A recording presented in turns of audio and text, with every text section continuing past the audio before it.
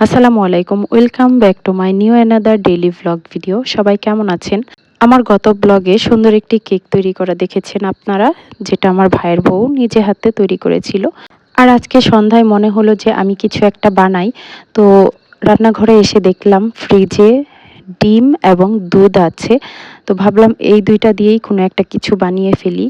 যেই কথা সেই কাজ, আমি ফ্রিজ থেকে ডিম বের করে ৩টা ডিম নিয়ে ফেটিয়ে নিচ্ছি, হাতের সাহায্যে ভালো করে মিক্সড করে নিচ্ছি। আর ওই দিক দিয়ে হচ্ছে আমি গ্যাসের চুলায় দুধটাকে জাল করতে বসিয়ে দিয়েছি। আর প্রথমে হচ্ছে আমি ৩টা ডিম নিয়েছিলাম, ভাবলাম যেহেতু সবাই মিলে খাবো একটু ভালো করেই বানাই, এজন্য আমি পরে আরেকটি ডিম নিয়ে ৪টা ডিম দিয়ে বানাবো ভাবলাম।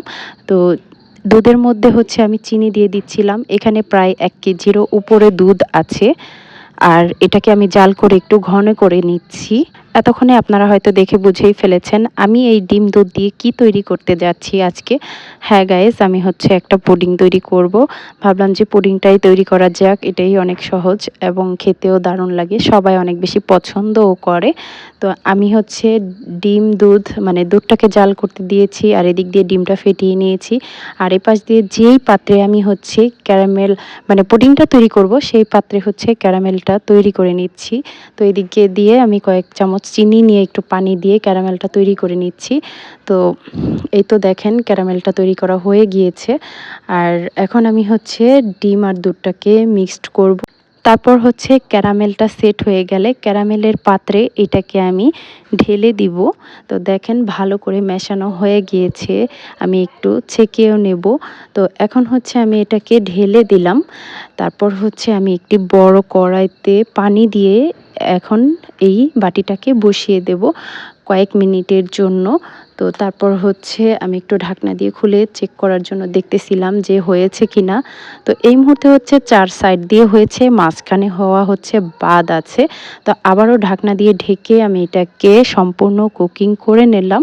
তারপর হচ্ছে নামিয়ে এখন আমি ফ্রিজে রেখে দিব ১ ঘন্টার জন্য। ফ্রিজ থেকে বের করে হচ্ছে আমি এটাকে পরিবেশন করব। আসলে সবাই হচ্ছে বসে আছে, এত মজার একটি ডেজার্ট সবাই তো টেস্ট করার জন্য বসে আছে, এজন্য আমি তাড়াতাড়ি করে একটু কেটে তারপর সবাইকে খেতে দিচ্ছিলাম। এজন্য ওইরকমভাবে আর ভিডিওটা করি নাই। মানে দেখা যায় যে সম্পূর্ণ ভিডিওটাই করা হয়, লাস্ট ফিনিশিংটা হচ্ছে সুন্দর হয় না আমার। আর আপনারা আমার মতো কে কে আছেন বলেন তো, যারা ছোট বাচ্চা নিয়ে ভয়েস দিতে অনেক বেশি প্যারায় থাকেন আর ভয়েসটা একদমই সঠিকভাবে দিতেই পারেন না বাচ্চা নিয়ে, তারা হয়তো আমার বিষয়টা বুঝতে পারবেন। আমার ভয়েসের পাশাপাশি অনেক নয়েজ আপনারা পেয়ে থাকবেন, কারণ ওই তো বললাম ছোট বাচ্চা নিয়ে কোন কোনায় যে ভয়েসটা দিব এটা একটা প্যারা হয়ে ওঠে আমার জন্য অনেক বেশি। যাই হোক, সবাই ভালো থাকবেন, সুস্থ থাকবেন, আর আমার পুডিংটা কেমন হয়েছে অবশ্যই কমেন্টে বলে যাবেন। আমাদের জন্য দোয়া রাখবেন।